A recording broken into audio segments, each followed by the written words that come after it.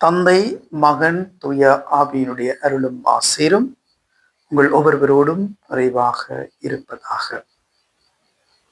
இன்று இந்த நாளிலே நாங்கள் எல்லோருமே ஆண்டவருடைய தொடுகைக்குள் நாங்கள் அழைத்து செல்லப்படுகின்றோம். இன்று இந்த நாளிலே ஆண்டவராகிய கிறிஸ்து எங்களுக்கு சொல்லுகின்ற வார்த்தைகள், நோய் அற்றவர்க்கல்ல நோய் உற்றவர்க்கே மருத்துவர் தேவை. நோய் அற்றவர்க்கல்ல நோயுற்றவர்க்கே மருத்துவர் தேவை. நாங்கள் ஒவ்வொருவரும் பாவ நோய்களாலும் உடல் நோய்களாலும் உள்ளத்து நோய்களாலும் நாளுக்கு நாள் நாங்கள் துன்பப்பட்டு கொண்டிருக்கிறோம், வேதனைப்பட்டு கொண்டிருக்கின்றோம். உள்ள தூய்மை இல்லாமல் நாங்கள் வாழ்ந்து கொண்டிருக்கின்றோம். இந்த நிலையிலே ஆண்டவராகிய எங்கள் ஒவ்வொருவருக்கும் மருத்துவராக இருக்கின்றார். உள்ளத்து நோய்களை குணமாக்கவும், உடல் நோய்களை குணமாக்கவும், பாவ நோய்களை குணமாக்கவும், பாவ நோயிலிருந்து எங்களுக்கு விடுதலை தரவும் ஆண்டவராகிய கிறிஸ்து எங்களோடு உடன் இருக்கின்றார்.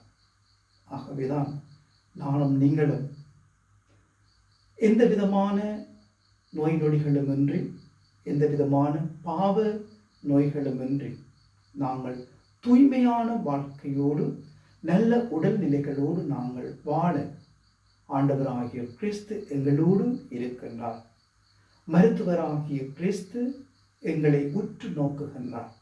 எப்பொழுதெல்லாம் நாங்கள் நோய்களோடு ஆண்டவருடைய பாதத்திலே போய் சரணடைகின்ற பொழுது, எப்பொழுதெல்லாம் பாவ நோய்களோடு நாங்கள் பாவ சங்கீதனத்தின் மூலம் நாங்கள் ஆண்டவரை அணுகி செல்கின்ற பொழுது எங்களுடைய உள்ளம் தூய்மை அடைகின்றது.